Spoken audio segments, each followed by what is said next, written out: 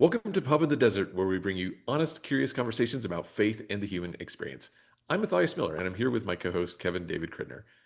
Every time before we dive in, we recap our three guiding principles, and here they are. Number one, you don't need to be fixed, you need to be known. And we believe that love is defined as knowing and being known.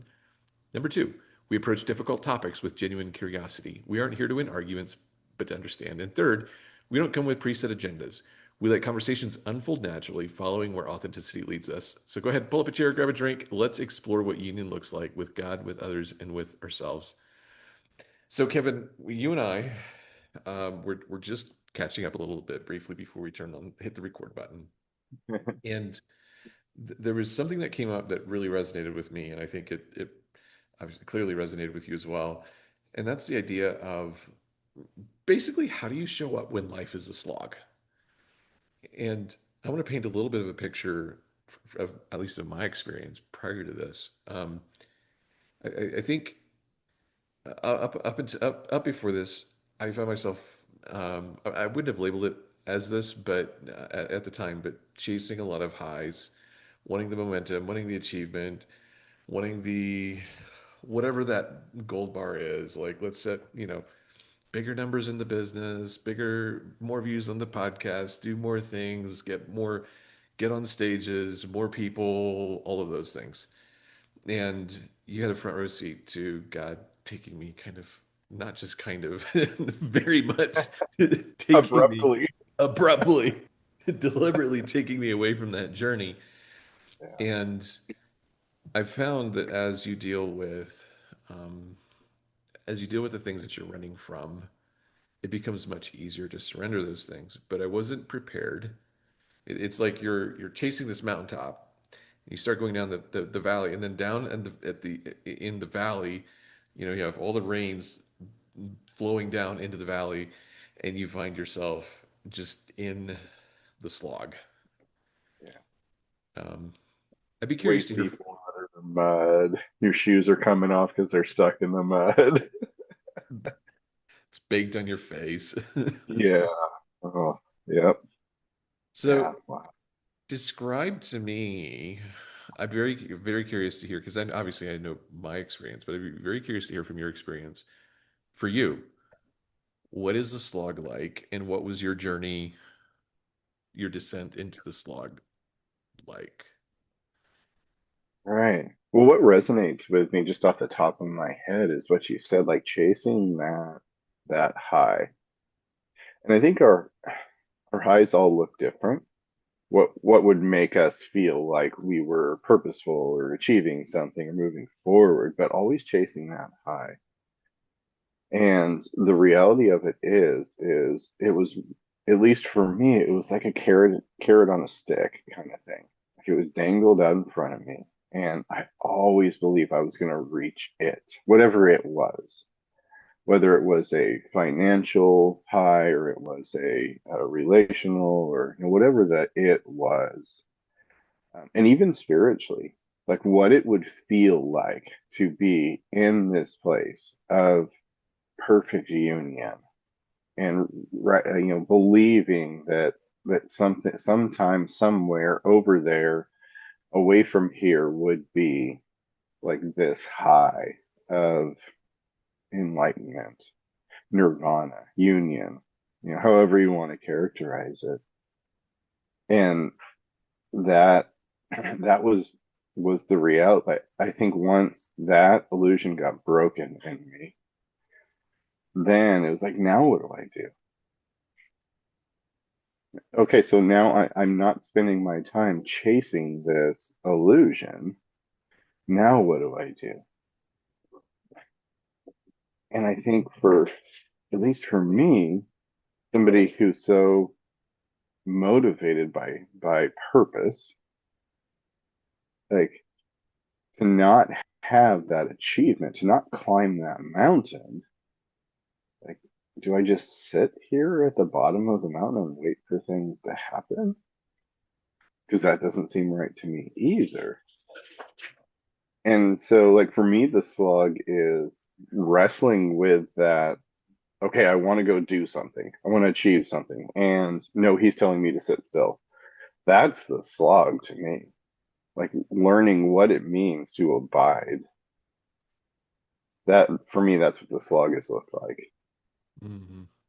Does that resonate at all with you? Or Yeah, I think I would put it as for myself, I would put a little different spin on it. I think for me, it's as simple as I've always wrestled with the thing of rest because I've been around people who've, I actually had one mentor who insisted that in the same way that people can choose to tithe 90% and live off of, they're individuals in the past who decided to live off of 10% of what they made, and that was their decision. And his argument was that we should do the same thing with God with our time. So um, his intention and goal was to work 1 day a week, and and he kind of framed this in a way that the way to get there was that if you would move that direction, God would bless you and make it all work. Uh, which is a pretty interesting framing. We don't have to dive into the depths of that. a Um, whole nother conversation. that's a whole other conversation.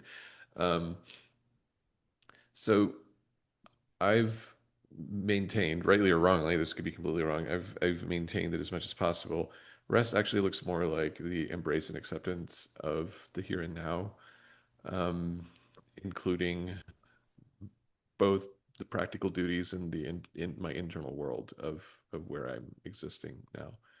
So to me, slogging looks um, like honestly getting a good night's sleep for an achievement oriented person. I mean, you can turn that into achievement, but that's incredibly boring thing to do.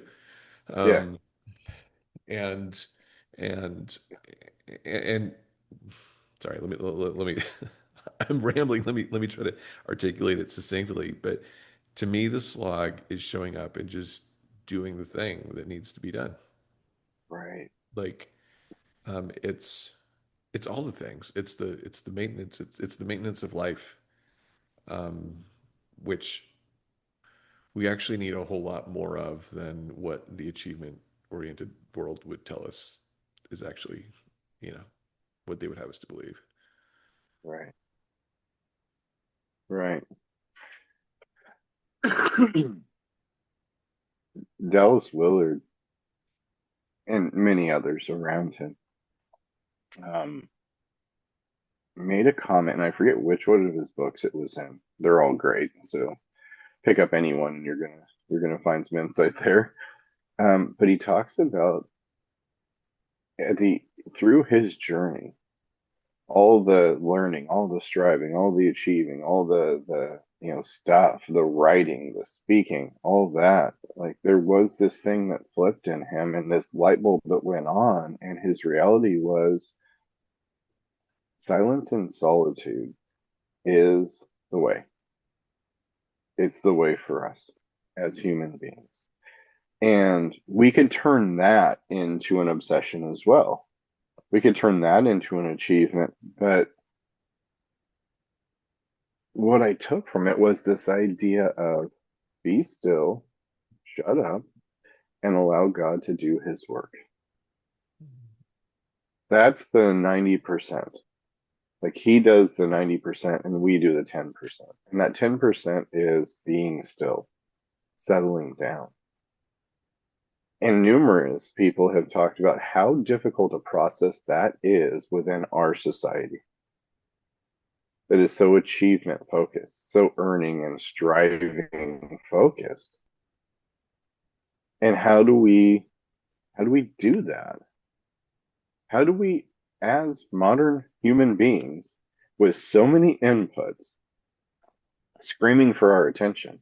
And I'm not saying all bad, like good ones, family, friends, work, all these are not objectively bad things. They're objectively good things. But the culmination of all these things can take us away from that silence and solitude, take us away from the voice of God speaking.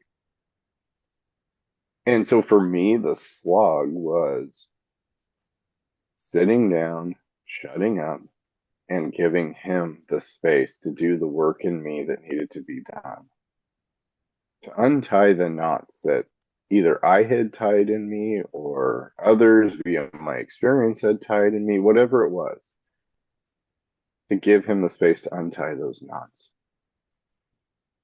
That's it. That's the reality. That's been the slog for me. So break that down practically. So somebody else wants to do that. Well, actually let's frame this a little bit. One of the things that we've talked about in our conversations has been the fact that, man, now I can't even think of the book, but there's a book that talks about the different languages by which people communicate with God, through nature, through these Hmm. different avenues. Um, do you think so? So first of all, let's maybe start practically. What does that look like for you? And maybe expand out from there. What does this look like for other people? Right. Right. Yeah, I mean, there's going to be different ways, I think, for each of us of how we make that time. It doesn't have to be sitting in a dark room, in your lotus blossom pose, meditating. No, like it, for me, what it often looked like was a walk outside. For somebody who has been addicted to work to find their purpose and their value, to get out of my office and actually take a walk and to not have any input in my head while I'm on that walk. So no headphones in, no listening to a podcast or an audiobook or music or whatever the case may be, just silence. There was a time, maybe a few years ago, where I felt God was leading me early in the morning to go walk around the park close to my house. And as I did that, I felt like that space kind of became a sacred space. Like as I walked on the grass around the park, and like I would take my shoes off so I could feel the grass under my feet and that kind of thing. And like I felt like that was a sacred space. And there was no input other than being present for God to speak. And there was no magical revelation that came, and I wasn't expecting one. Maybe I was hoping for one, but I wasn't expecting one. And it was just a space to create room for God to speak. And that's what it looked like for me. And that went on for probably a few months. And so sometimes it looks like, I've got this article to write, or I've got this thing to do, or I've got this conversation to have. And it's saying no to those things at that moment and taking the dog for a walk. That's it. So for me, it like I have to be, for that space to be valuable for me, like I have to be outdoors and there can't be input. I can't have my headphones in. I can't be listening to anything. I can't be looking at my phone. Like I have to like be outdoors to create that space. Because the temptation is too great if I'm indoors, because the computer is right there. I could sit down. I could do more research. I could, that kind of thing. So it's putting a line around that for me. So I really feel like I would call that slog a liminal space. It's a transition. And I feel like in that liminal space, like I have to be very aware of my tendencies to want to escape the liminal space. And most often what that's been for me is some form of work. And so I have to take myself outside of the environment where it's possible for me to do work. Right. Because there was a time, I think this last summer, where I'd go out for those walks and I'd take my phone with me and an idea would hit me. And then I'd sit down and start writing, like while in the midst of my walk, and spend an hour on this bench writing this thing from my phone and then posting it. And I'm like, what am I doing? This is interrupting this space. Like, do I honestly think what I have to say is so important right now that I have to write it completely and then post it immediately? Like, what kind of self-important arrogance is that it needs to happen right now? And so like just recognizing that, and so like not even bringing my phone with me, because if there is a way to do work, I'll find a way. Yeah. Like I remember the first one of the first times I went with a mission organization to Africa. This was just at the beginning of smartphones being out. I didn't have one, but we went over and we essentially were cut off from everything. Like there was no email, there was no text message, there was no phone call, there was none of that.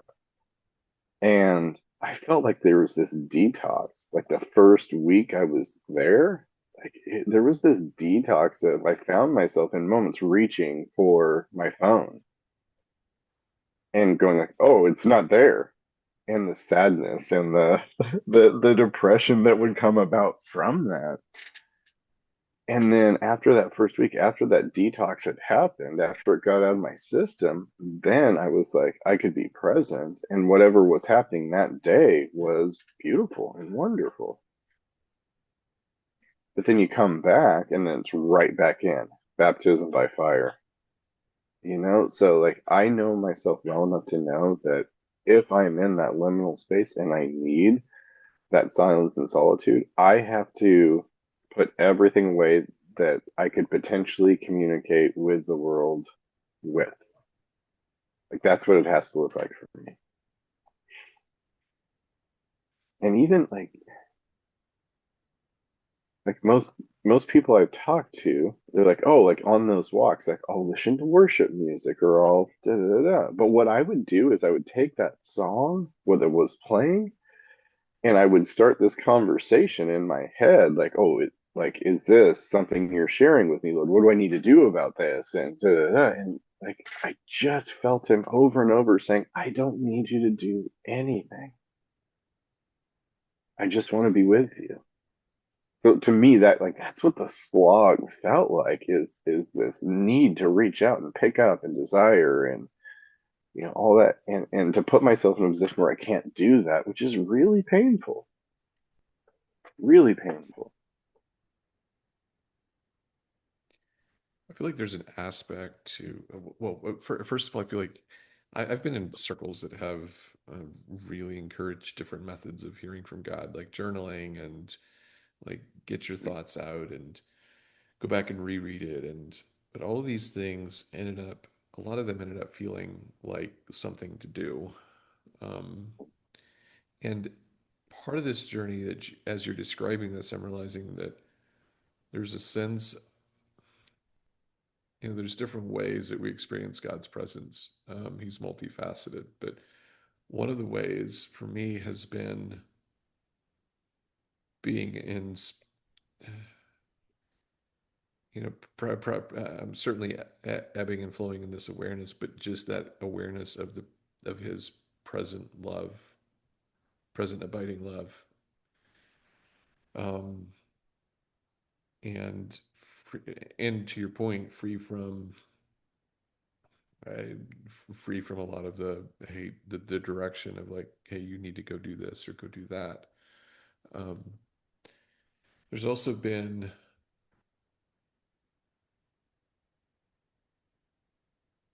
there've been I've also paid attention to the moments, especially at work, where I feel like I drop into this space of I don't know if you want to call it. I don't know what to describe it. Is it a liminal space even at work? I don't know exactly what it is. But this space of being of that sense of abiding, um, where I don't even know how to describe it, but just the absolute and utter calm.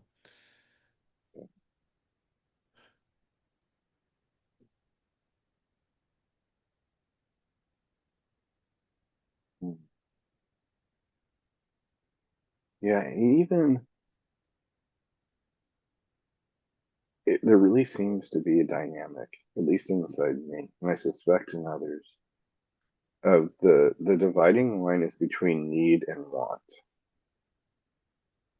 If I need to do this, whatever the thing is, there's a certain level of fear there. Like, why do I need to do it? And I'm not saying automatically discount anytime there's a need. I'm saying be aware of the why behind the need. Brennan Manning talks about I think it's in the Furious Longing of God, he talks about, like, as you focus, he's talking about a scripture. Forget the reference, Song of Songs. Um, I am my beloved's and my beloved belongs to me. Um, he says, as you focus on this, there's going to be an internal shift.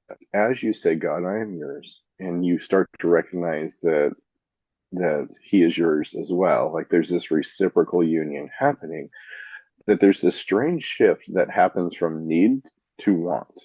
Instead of I need to pray, like I want to pray. Instead of I need to read the word, read scripture, I want to. And that's the transformation I've seen in my life. Like, I don't sit down to read scripture to lead me into the presence of God. I'm in the presence of God and he leads me to scripture. And I think that that's something that a journey we all have to develop is shifting from need to want. Because you look at it, did this incredible exercise, you would love it. In one of my English lit classes, Um, I just wrote the word fear up on the whiteboard and I had them sit for like 10 minutes and just brainstorm whatever came to their mind about when they see that picture, that word fear. And then I said, okay, now I want you to write things on the board. And this is a board that's probably, I don't know, 10 feet by 4 feet, like massive whiteboard kind of thing. Within 5 minutes, that board was filled Mhm. because they sat with it. And I stepped back and I looked at it and I go, we have a lot of fears. We have a lot of fears. And in that moment, I thought of those moments in scripture where somebody is confronted with a supernatural being, of some sort. And the first words out of the supernatural being is like, fear not. Like, why would those be the first words? There was a demonstrable like experience that person was having that they recognized. Like I start to think like panic attack is happening here. And I can imagine that. Like being confronted with like an angel or with, God, in front of you, like, oh, like there's a panic attack that happens. And yet their first words is, you don't have to be afraid. This is the weight of glory in front of you. Mhm. And so I'm wondering, like as you come into contact with that union with the presence of God, with the abiding in silence and solitude, does that fear turn to reverence? And does it turn from I need to do this because I'm afraid to I want to do this because I'm in awe of who you are and what you've done? I wonder if that's the transition that happens in the slog, or at least for me, that seems to be what has happened. And I think in that slog, it's very easy for that to, um, it's very easy to take a very binary view of the slog of, I mean, maybe it is the thing of, I mean, you can take a binary view of scripture in either direction. You can say, well, in the past, I've just done it because out of duty, and I don't want to do it out of duty anymore. Therefore, I'm just not going to spend time in scripture until it's not a duty anymore. Or you can go the other way. It's like, well, but I still need that, so I'm going to muscle my way into spending whatever the quota of time in scripture is for me.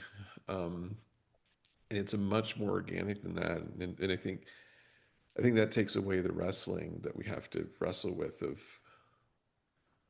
um, of allowing God to refine the motives. I also think perhaps one of the reasons why God takes us out of the high distractibility, um, the, the the the chasing after things, is that suddenly the more time that you spend in the ordinary life, the more of those really leap out to you. Um, and it doesn't mean that those types of things are wrong, but it means that I've asked questions um, about very simple things that I would never have asked questions about. And am I doing it out of guilt, fear? No, it's just, God, I want you to refine even simple things in my decision making processes about what's important to spend money on and what's not. What's and as well, um, um, I mean, honestly, for myself, that's probably the greatest conversation has been around that. Although um, related to that, it's also been around time, and it's been around um, admitting that there's a certain amount of time that I need to devote to myself and to my family. Like that's that's it. Um, and instead of um, giving an immediate yes to anybody else's request for my time for any reason, um, there's this weighing, and and the more ordinary my life becomes in that regard, the more of these other requests for time that I would have just immediately said yes to, the more pause I give to them. Um, in this case, it's actually kind of a terrifying thing because there's this language or this there can be these language and ideas around some of these that if you don't voluntarily give your time to anyone who asks, then you're closing your heart. You're not being loving. Um, and God forbid that we should ever not be generous people because God only blesses the generous. Um, so there's some. It's interesting thing. I also want to highlight too, just a little fun fact. I think admitting our weaknesses, our distractibility. I actually have a laptop that I'm a geek, so admittedly, um, but I have a laptop that's set up that syncs with my other laptop, but this one is like starts up into a text only mode, and it's really only useful for journaling when I want to sit and I Mm, want to type out my thoughts. yeah, Um, and just having that environmental shift of on a Saturday morning, it's happened this past Saturday morning. Doesn't happen every Saturday morning, but um, I wanted to. I knew I needed to have some time to process some of my thoughts um, before life hits me at full force. And so that was the laptop I used. And it's a again, rather than fighting, trying to strengthen willpower, just sometimes it's easier just to surrender and admit that we are in some form addicts looking to scratch an itch and yeah, setting up the environment for success. Like, let's just make it easy for ourselves. right. Yeah. In this moment, in this morning, that phrase being we're all addicts looking to scratch an itch, like really like kind of like was a punch to the chest. Like say more about like your experience of that. I mean, it's I mean, for myself, it's always easier to look backwards and to see phases of my life where this was true. And you could almost break the season of life into phases based on the itch that I was trying to scratch. Moments of I know throughout my late teens, early 20s, a lot of it came down to like just spiritual groundedness, belonging. Um, there was a drive for I was involved in ministry in the nonprofit world for a number of years, and a lot of that was also centered around needing to find some purpose, purpose at the sacrifice of other things that were important to me as well. Pursuit of a meaningful career. Um, how do I do work that matters? Um, that extended over a period of time, and then ambition. So how do I, you know, I would like to say this is a factor of the groups of people I was in, but it's not. It's I share equal responsibility, if not more. But it's like this pursuit of like, right, I hit this number. What does it take to hit that number? And it can be anything from team size to revenue to how much money I'm taking home to I don't know. Then there's that, and then it's the drive for it. Sorry, it's the drive for ideas, insight. What new Yeah, thing that I haven't thought about can I think about that lends insight into my world to make my life better? Um, right. and some of this is then it starts getting tricky because when when the itch is far outside of kind of, for lack of a better term, well, I mean, the more you find yourself moving closer to a sense of home with yourself, then the itch becomes more nuanced. Um, Right. so I was telling you about the system that I've been putting together, just a system to help with my publication. I've gone through different iterations of this over the past year, set it aside, picked it up, and just last night put together yet another iteration of that. That then becomes a really difficult one to identify. Is this because there's a part of that project that is absolutely at home with me. It is, but it can also be, and it probably also is, part of it probably also is scratching an itch, It becomes an obsession. becomes an obsession. Yeah. It's powerful, right? Like the older I get, the more I talk to people, the more I see. The more I see the truth in the reality that we're all addicts to one degree or another. Like we're all trying to scratch an itch. And the itch can only be scratched by God, by union with Him. But that's really, really hard because that means acknowledging the truth. I just wonder, like, and I think we talked about this before, maybe way at the very beginning. Like, what if our gatherings, our community, our ecclesia, our church looked more like a 12-step model than what it looks like now? Like, what if each one of us had a space to come in and say, this is my addiction?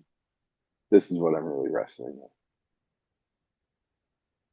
I had this moment with a friend of mine over the weekend, and he reached out to me and wanted to talk, and it was great. Always love to talk to him. And he said, "Hey, like with the health issues I've been having, like I need to stop drinking and cut back on drinking." Like, okay, I get it. And we kind of just went through this conversation, and to me, that moment was so holy and sacred because he was so vulnerable, just like, "Hey, this is what's going on, and this is how I feel, and you know, that I want you to walk through this with me." And like that to me, that was so holy and sacred. It was such a connecting moment. And the language we use with each other most often is sarcasm and laughing and that kind of stuff, making jokes about it. And so he referenced like the doctor said he had a fatty liver and like needs to work on this and that kind of thing. And my response was like, I'm pretty offended by the doctor fat shaming your liver. And we just laughed because what else do you do in the midst of like a very painful season of physical stuff, like, we're not discounting it, but like there's something that needs to be laughed about. And that felt like union to me. It felt like connection. Because is he an addict? I don't know. That's not for me to decide. But is he experiencing physical effects from drinking? Yeah. Can I understand why? Like he's drank so much? Yeah. Maybe one day he'll come on here and tell his story, maybe not, I don't know. But there's been a lot of pain. There's been Mhm. a lot of heartbreak. There's been a lot of betrayal. And aside from a gathering where you can come in and say, this is my addiction and this is what has happened and this is how I'm dealing with it, what else do you have? And maybe I'm crazy.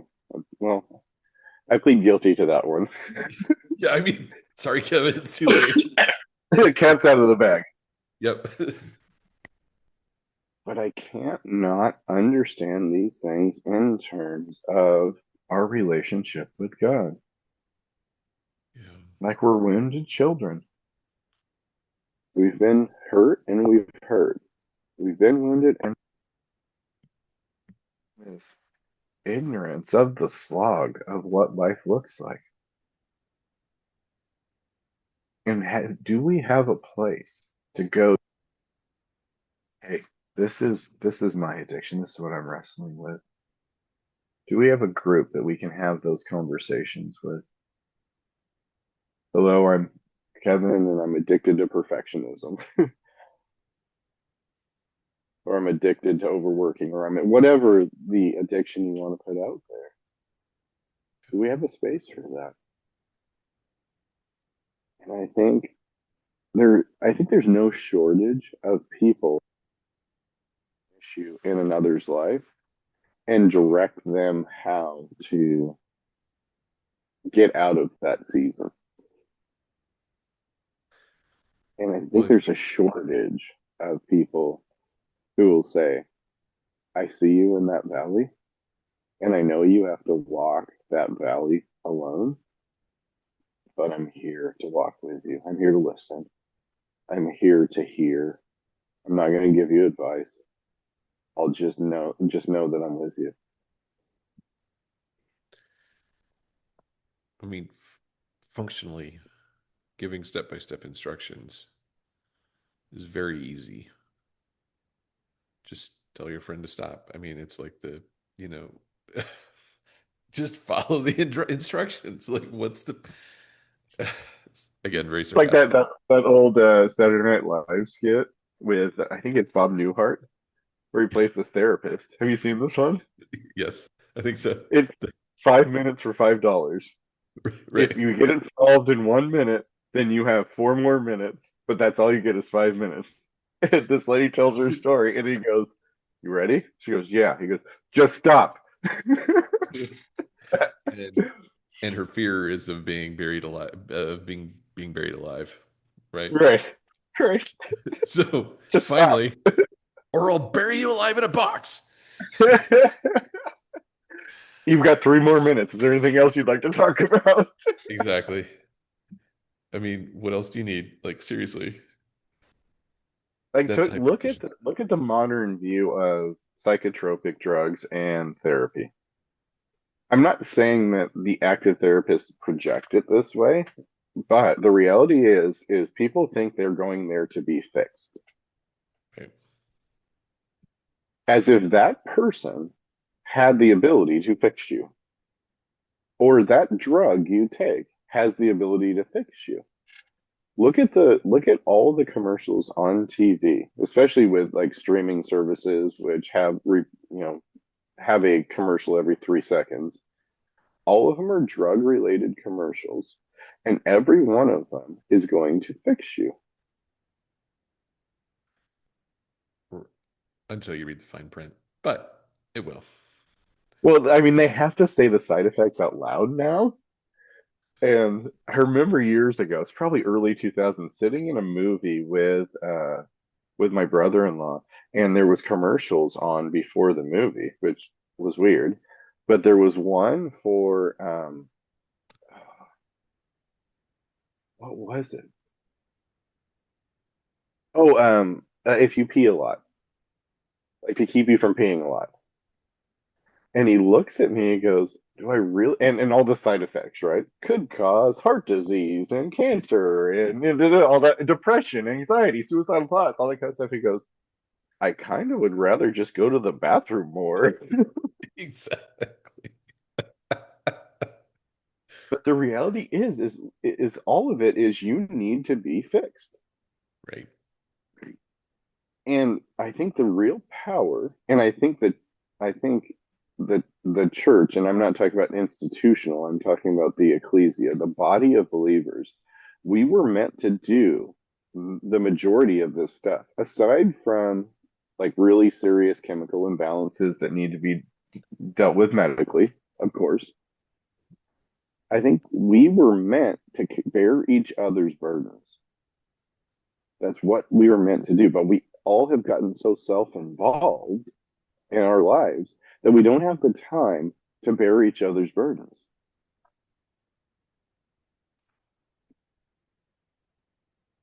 And that's what I think, like that 12 step group meeting. I think the power in a shift towards that model is would solve a lot of the problems that we have because you have a place to speak about it. Yeah. Bottom line.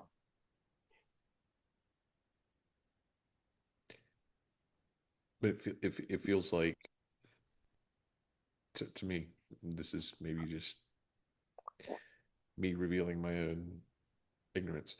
The the barrier, the distance to go from where we typically are and how we typically show up to that is a big leap.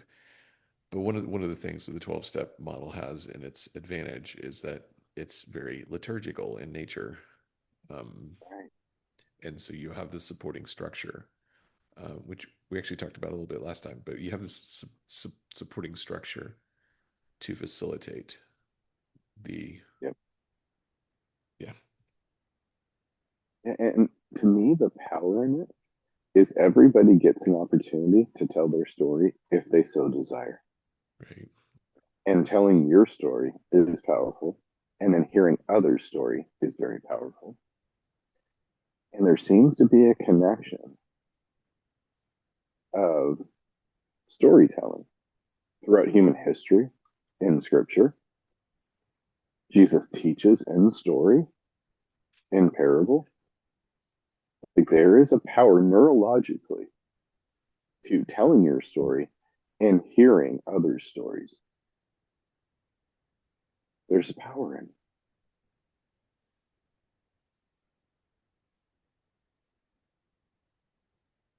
yeah, 100% agree. That's And I think the danger is we talked about those people, who sit up on the top of the hill and look down into the valley, which you coined the phrase, which was armchair Sherpas. armchair Sherpas. They're asking you to buy their story. Yeah, And all self help is built on I'm asking you to buy my story. So it's a false premise from the beginning. right. Buy my story. This worked for me. It'll work for you. Yeah, You'll have amazing abs in 7 minutes a day. It worked for me. Now it just, can work for you.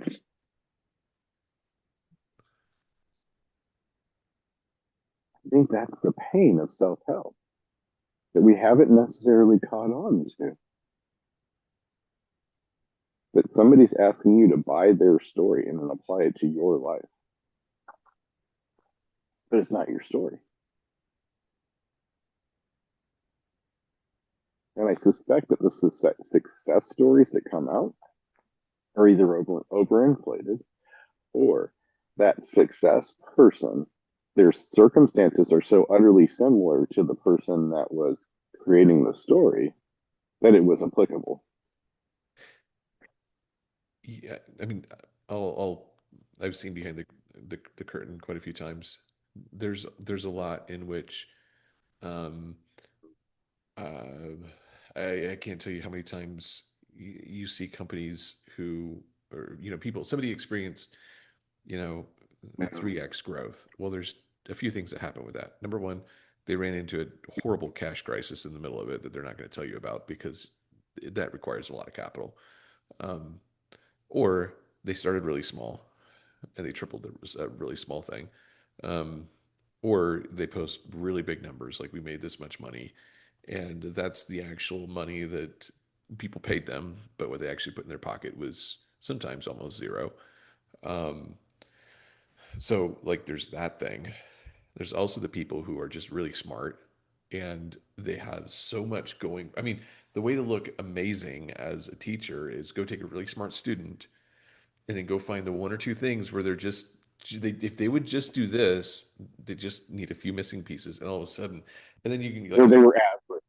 Yeah. right, and, and then suddenly you look like a hero because they achieved this. You were involved with them during that time while they achieved that, but really, honestly, only a small percentage of their success can be attributed to you, but you can still take the credit. I mean, there's so many ways that this gets spun. Um, or you take a look at a 3 month window and you ignore the 3 month the 12 months before, 12 years before, you ignore the 12 months, 12 years after.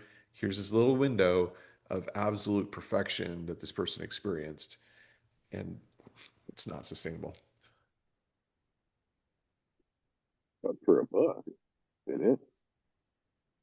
Because I will just focus on those 3 months Right.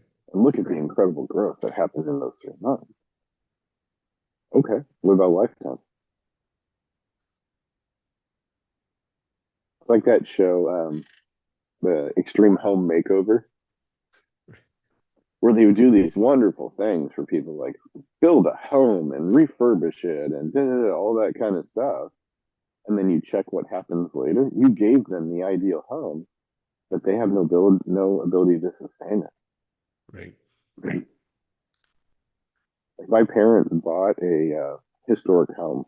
There was this room move in the city that we live in of like bringing historic homes. It used to be all orange groves. And so there was a lot of like old craftsman style homes that, people who owned the vineyards lived in, and they moved them all into one neighborhood. There's probably, I don't know, 8 to 10 of these historic homes. And my mom wanted it and had to buy it. And this house was built in the 1870s, you know? And beautiful idea, beautiful home, very like Thomas Kincaid esque, like craftsman style house, like it's the dream, kind of thing. Sustaining that home was just a money pit. I mean, you had to keep it up to certain standards because you live in this historic district and there's this Right. contract and you got tax breaks because of da da da. Da. But they had to maintain this home. And my Lord, was that my brother and I were over there with my dad doing some sort of project all the time, Yeah. all the time. But by the way, your mic switched. I think when you lean forward, you're clear, and when you lean back, you're not. Um, Oh, or let me switch something happened. headphones. Yeah. Okay.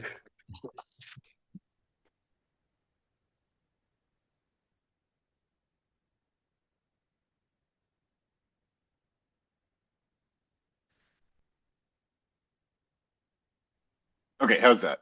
That's way better. Perfect. Okay, it Good. was probably the grace of God. I was saying something dumb, so Right. Yeah. Yeah. he just Right. muted it. It's like, I'll see how long Kevin can say nothing. Just move his lips and see what. Anyway, um, I have a friend of mine who also they bought an investment property. It was a historical, building, and yeah, no, the tax breaks that you get does not, No, it yeah, doesn't cover. doesn't cover the additional maintenance and expense. I mean, It does not.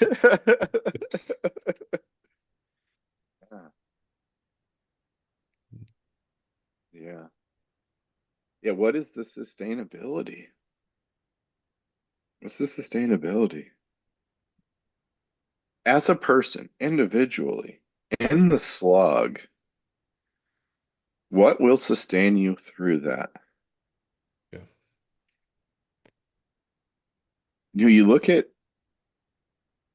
You look at David, and you did some incredible research on this recently. And I loved how you connected First Samuel as the timeline, the historical record, and then the Psalms as the what David experienced or felt in the midst of all of that. And you look at that, what sustained him in the midst of that slog? Like you have to look at David's life and recognize the very humanness within that. Right. Anointed king as a teenager, and yet doesn't take the throne until decades later, and everything that happened in between, and his response to it. The Psalms as a record of those responses. Holy moly. Yeah, I didn't even notice this until just recently, but when after David was anointed, Saul would call him in to play for him and calm him down and all that stuff. But I didn't recognize until then that it says that Saul actually made him an armor bearer, and so uh, talk about the irony along the way of first of all when the prophet comes to anoint the king, you're not around. Right. You're out tending the sheep. You're out tending the sheep. Everybody gets to wait for lunch or dinner while somebody goes and fetches you and you get cleaned up. You come inside and finally like, oh yeah, you're the king. Oh, should have thought of that. Um, and Which, by the way, to put in a side note there, was the job of the women within the family historically at that time, tending the sheep. fascinating. Yeah. Let that one rattle around in your brain for a little bit. Wow.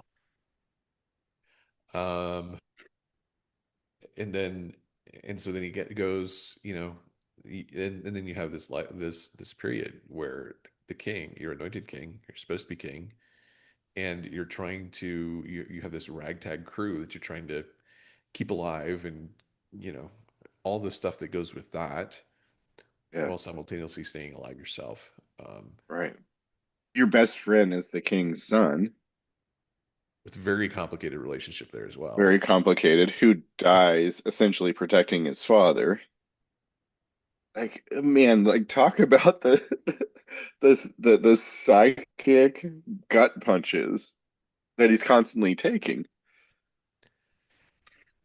So with your comment previously about the tending sheep being a job primarily for the women, do you think that do you think that part of the underarching story the um, eh, of that story is the contrast between kind of the man's man and this guy who's I mean like just look at this at the Psalms at his writing. He's obviously clearly in touch with his emotions, Right. with what's going on inside of him. Yeah. Like the contrast between those two ways of living. Maybe. Uh, Maybe. I don't know. Yeah. I mean, this musician, this poet, this person who can express these things, like there is a very poet king type of motif going on here, yeah, which really strikes our current understanding of what a man is. Because right, by all measures, Saul is what a man should be. He's tall, he's good looking, he's strong, he's all of these things. But every time there's a confrontation, he runs and hides. You don't see David doing that. right. So the weakness motif of the one who's in touch with his emotions, who's a poet, who's a songwriter, who's all these things, and yet when the time comes, he faces what he has to face.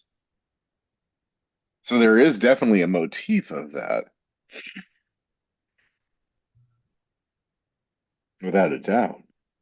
And this might be jumping too quickly to a conclusion, but it is it's very much the gospel that the things that cause us to appear weak are the things that strengthen us. It is very antithetical. Yeah. Well, as C.S. Lewis said, and this has always stuck with me, I think he said it in Surprised by Joy, like when he was in that space, that liminal space of he's an atheist and yet he has these friends who are believers and he's kind of investigating and walking through. He's like, the thing that finally convinced me was everything that Jesus says is so antithetical to human nature. And the Mhm. thought that hit him was a human being wouldn't write these things. Right. Like this is so counterintuitive. That's what convinced him was the counterintuitive nature of the New Testament. Yeah. It reminds me, I find this line of thinking absolutely fascinating. Um, the whole idea that no system can ever be explained, properly explained from within the system. Like, No. um, and so we see that reflected here. I was also listening to a podcast last night, and they were talking about the whole problem with AI psychosis, um, Mm, where effectively AI will not. And this was several months old. There's a lot that's changed, but AI won't break character um, in times where the situation actually demands it. But the fundamental issue is, and this is the issue with AI itself. If you look at, um, sorry, man, my brain's really having a hard time. Like it's going like this way, and I'm trying to bring it in. Um, and so the problem fundamentally, one of my friends made a post, and he was talking about all the AI just nonsense that he sees, and and I think this all depends on how you actually use AI. The problem with AI is that it's trained on a data set, and if you just allow it to kind of use this law of averages, it's then you just get regurgitated garbage that everybody says, and it mhm, just sounds very vanilla. If you understand that AI fundamentally is the same as a calculator and a typewriter and a computer, that is a great tool to assist humans. The AI actually is a closed system that needs somebody outside of it, a god, if you will. I'm not trying to suggest that we're deity, but um, mm, in the same way, in a similar way at least, that God lives outside of our system and our world and steps in and intervenes to guide and direct us and tell us what is right and give us a perspective that we didn't have before. In the right. same way, for AI to be effective, you need to do the same thing. So the way I look at AI is it's a tool to, if I can impart my insight, my perspective, my judgment to it, and there's some sense in which yes, because of it's a very human-esque way of interacting. It feels like I'm engaging with it in much the same way I might with a person. Um, but it is dependent on my judgment, and I think um, the error that many people have fallen into has been not imposing their judgment and the judgment of other people on it. Right. And that's resulted in just really bizarre delusion and Right. Of really course. tragic sometimes. Right. Of course it is. Of course it is. But it's no different than the 20 something who gets all of their information and news from Instagram. It's an echo chamber. The algorithm creates what it sees you wanting to see. And so you just have this echo chamber. And Right. the reality is where's your input into that system? Yeah, so of course, if you're using AI to just confirm your biases, of course.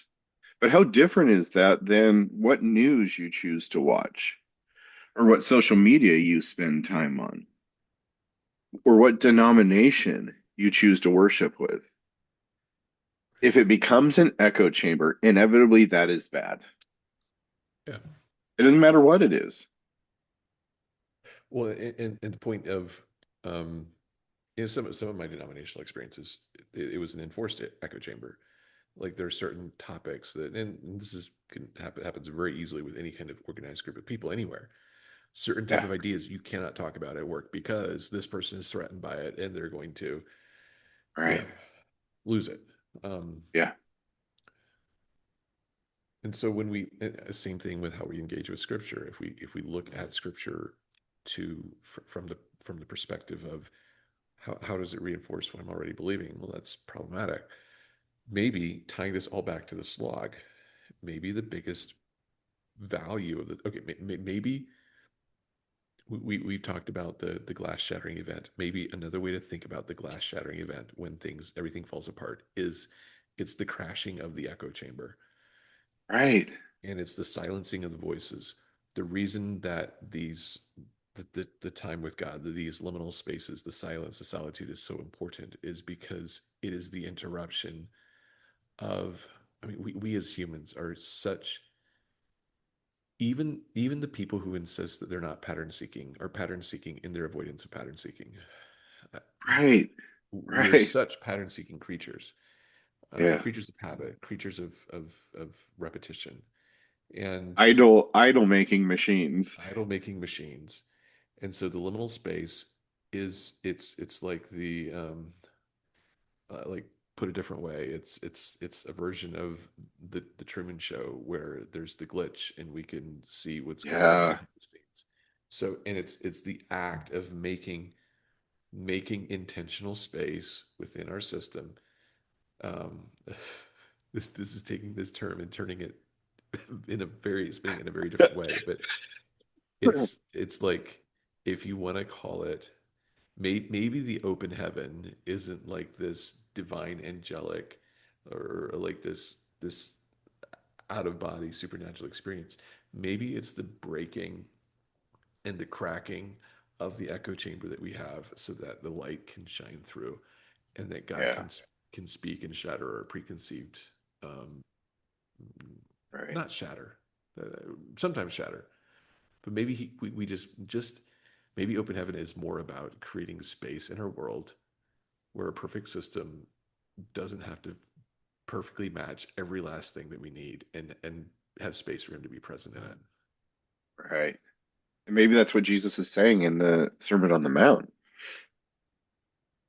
He's saying that these things will happen. It's not if, it's when. And how do we respond to these things? Right. Like there's this great scene in the third Matrix movie at the very end where he finally comes face to face with the architect, and he's in this room, and the room has screens all around it, and it's all voices speaking, his voices, Keanu Reeves' voices speaking. Da, da, da, da. It's this echo chamber. And to me, I think that that's what hell is like, is that echo chamber. That's the bubble I've created around myself to make myself feel safe. And I'm so scared I can't step outside of that. I can't shatter that echo chamber. And what do I do at that point? When I am so utterly convinced of my ideals that I can't hear anything outside of it without me getting angry, we may want to look at that. It's like that scene in Return of the Jedi when Luke's in the chamber with the Emperor, and Luke's starting to get angry, and the Emperor looks at him and goes, "Your anger betrays you." Very powerful statement.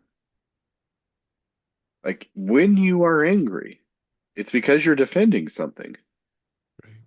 And sometimes that's a healthy thing, sometimes it's an unhealthy thing. But are you willing to pause in the midst of your anger and see what you're defending, why you're angry? Mhm. I had this thought, and this may take us a little far afield, but you can tell me. Like we talk about hate, the idea of hate. What if hate is simply just driven by fear? The things I hate, I'm afraid of. Because I can't ask that question, why? I can't look behind the fear. Why am I afraid of this? And so it's easier to hate and create distance and separate than to actually deal with my own stuff. Right. Well, I mean, there's some people. I'm not. This is not my field of study.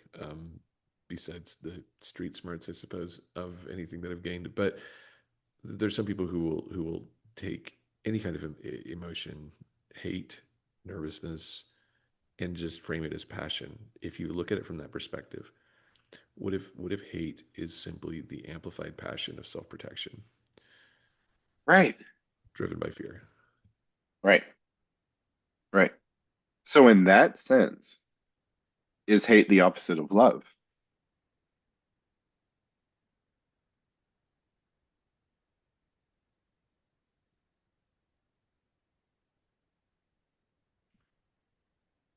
If love is to know and be known, Yeah, and hate is the extreme amplification of our self-protection, yeah. is it saying at that point, I don't want to know?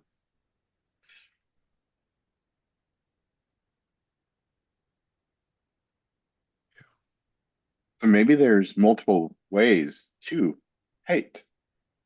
One of them could be the fierce amplification of my self-protective tendencies, like you said, and maybe another is apathy.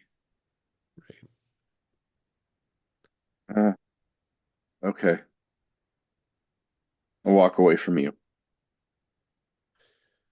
You don't exist to me anymore. Maybe there's union in love, but in hate, there's a million different paths, all separating. That's probably one of the most coherent explanations for why apathy is. Yeah, people will say, um, neglect generally has a far worse, as terrible as abuse is, neglect often has a far worse impact. Right. And Because at I think least with abuse, there's a human connection. there's a human connection, and It's a and messed even up connection. No, no, we're not saying it's a great right. connection, No, it's but not just. I mean, it's not not nothing. justifiable or anything like that. But at least there's a human connection there. But when you understand that love, if you look at indifference, apathy, neglect, as it is the complete and utter absence of knowing and being known. Right, Like there's not even a trace of it, right, and that's a really heavy right. heavy thing. In my experience walking with people, the the abuse is profoundly impactful, of course. But the thing that actually breaks us psychologically, spiritually, emotionally is neglect and abandonment. Mhm. That's what actually breaks us. Yeah, one of the obviously I have this weird curiosity and interest in various things. I mean, I think one of the concerning things on oh gracious, this takes on a whole rabbit trail, but We're here for it.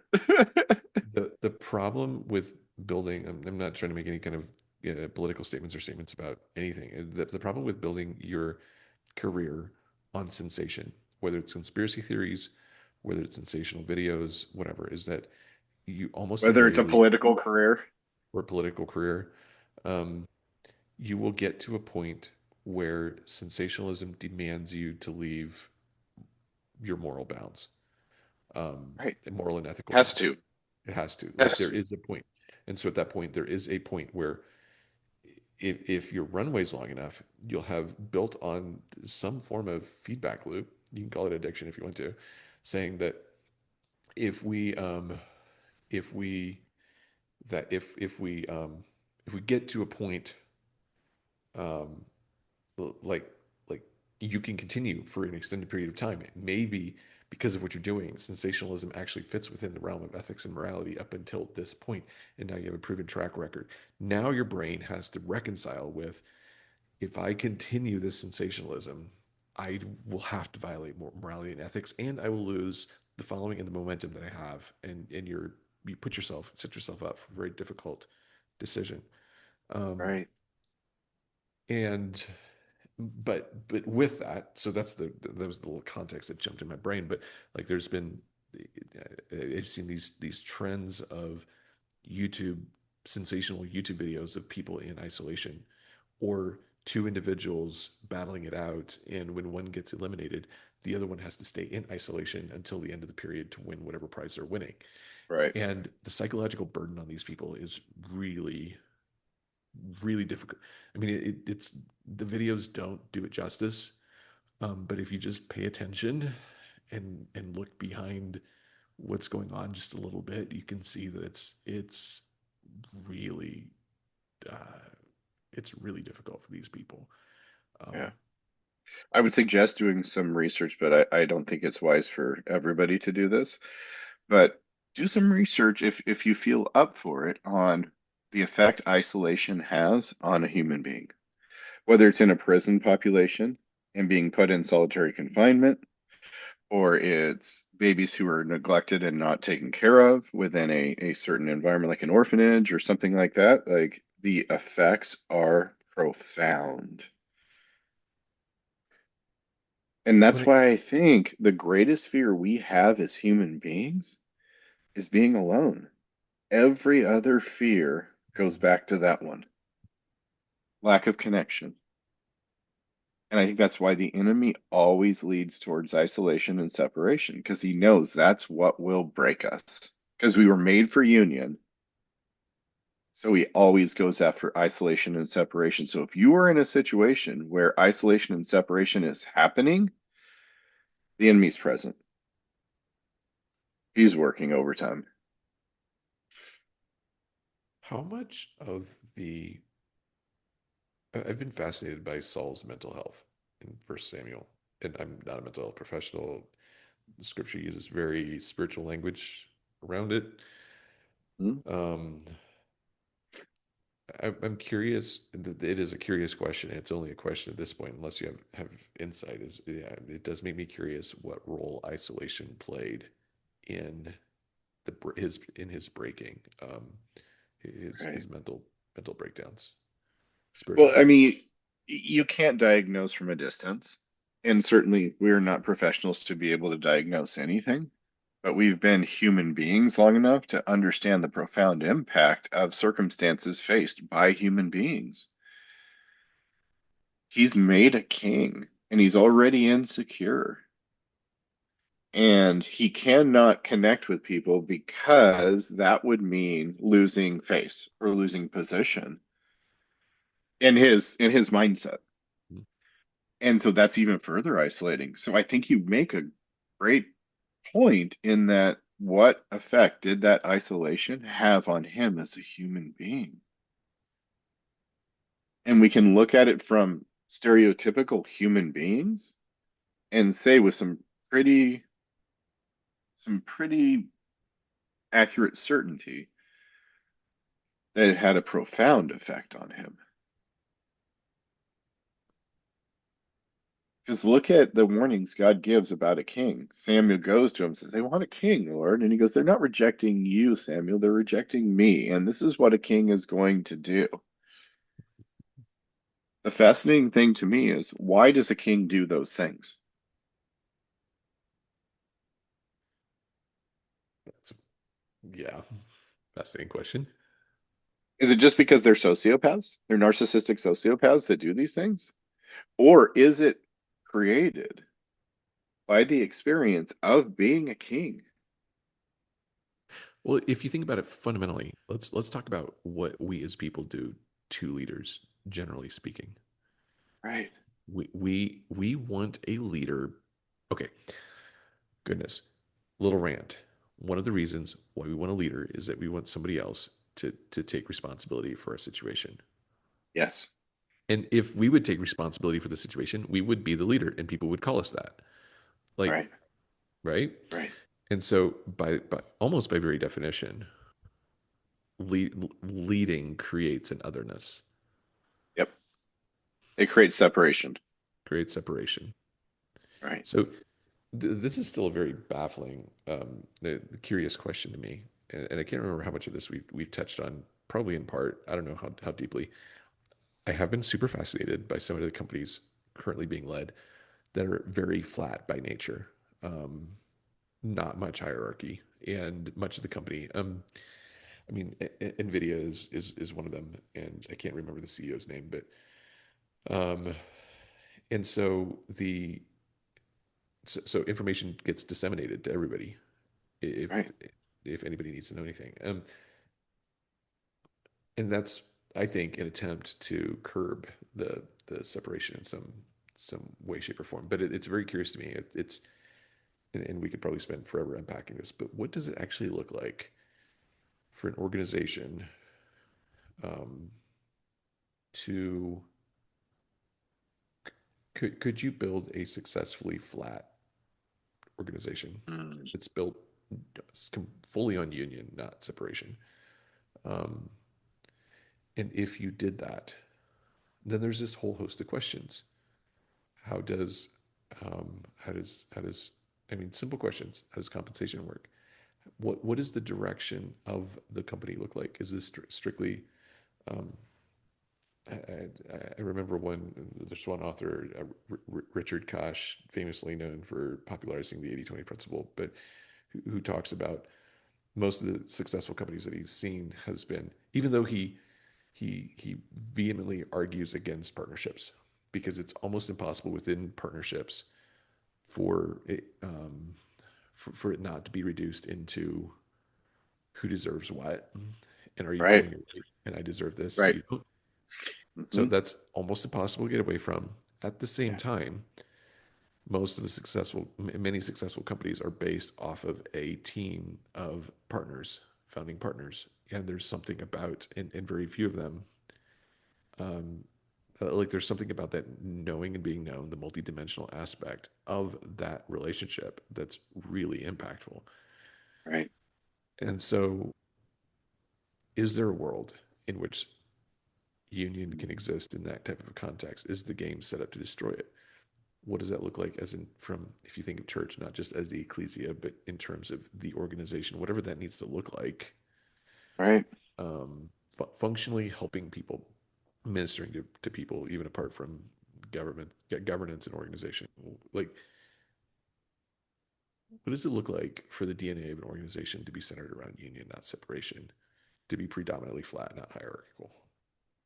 It would mean mutual submission, whether it's a marriage or it's a business or it's a school or whatever it is. It would mean people absolutely committed to mutual submission.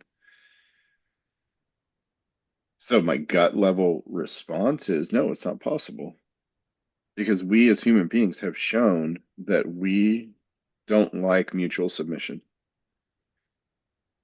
especially when we get scared. Right.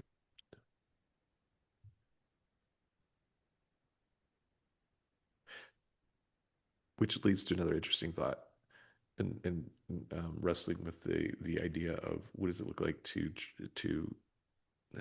Scripture tells us two things: one, to love others as we love ourselves, but also to esteem others as better than ourselves.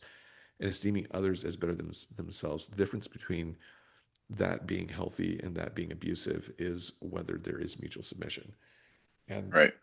and If when it's I tell you, reciprocated. whether it's reciprocated, and when I tell you that you need to esteem me others higher than yourself, and I don't do that, that's when I get to exert and wield power over you, and it's really twisted. Yep, without a doubt. And bottom line, like let's be real about it. All of us have done that. We've all broken that rule of mutual submission. Speak for yourself, Kevin. Yes. Right, right, right. Sorry, it was just me. It was just me. Right. No, yes, we have. Yeah, 100%. when we get scared, Mutual submission does not sound like a great idea. It looks a lot like dying and surrender. Right,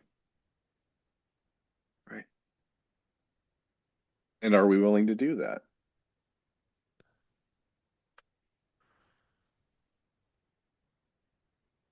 That's really the question, right?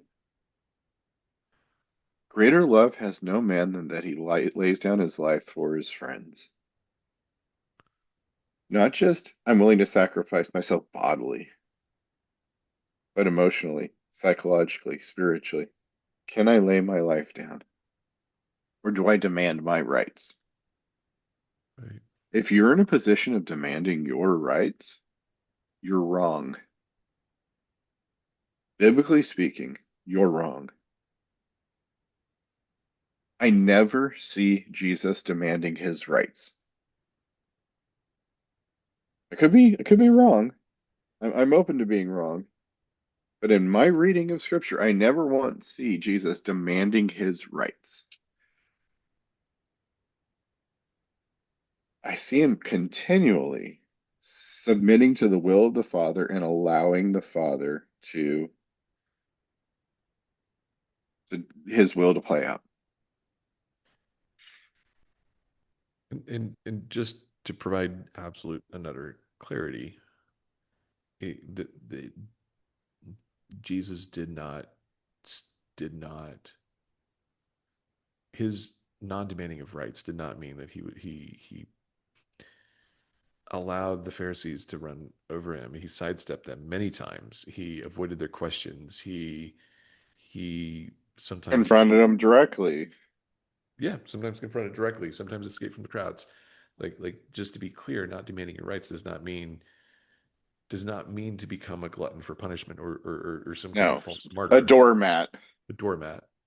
Yeah, But it does mean that there's this recognition that insofar as you have choice, where you're going to be, how you're going to act, how you're going to respond.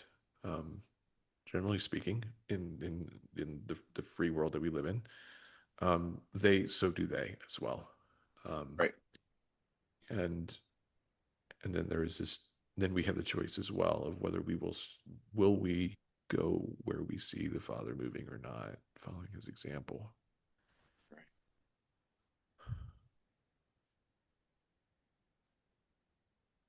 Hmm.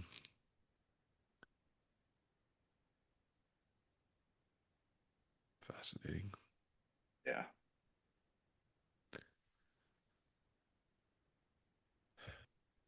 So you and I had somewhat different definitions for slog. Um, no matter what definition for people who are going through the slog, Right.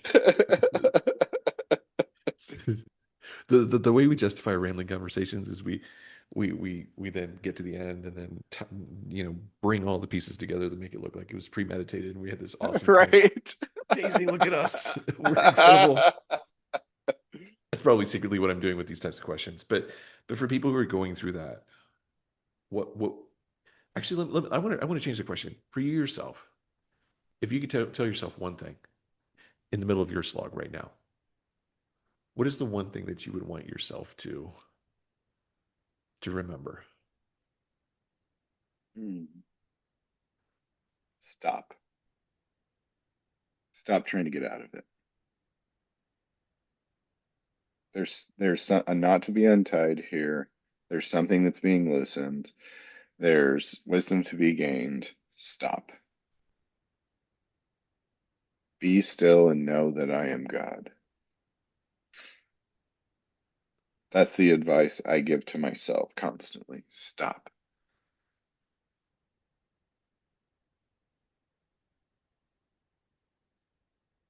Yeah.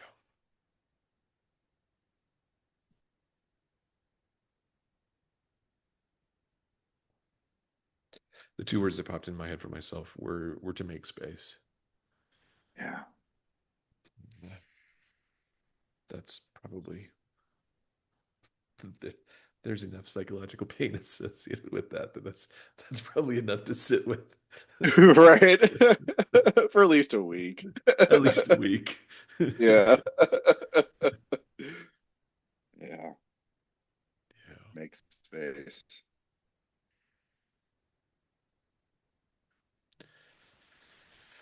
All right. Well, thank you. Um, good. Uh, for all of you guys listening, thank you. Thanks for once again for going on this journey. If you're enjoying what you hear, if you think it's an encouragement to somebody else, you can pass it along. If you think it's the worst thing you possibly have ever come across, I apologize from the depths of my heart. No, just kidding. No, but I appreciate. I think this is the one thing that every time I wrap this up, I always think I'm like, this is such a this is probably when I feel the pain of a two-person conversation the most because I know that there's actually more people who are being part of this conversation but don't have a chance to contribute. And I think you and I would both love to hear their thoughts as they're processing Yeah. this. So we welcome that. You can find us on all the places where we are. And thanks for going along on the journey. Yeah. Until next And time. till next time. Bye.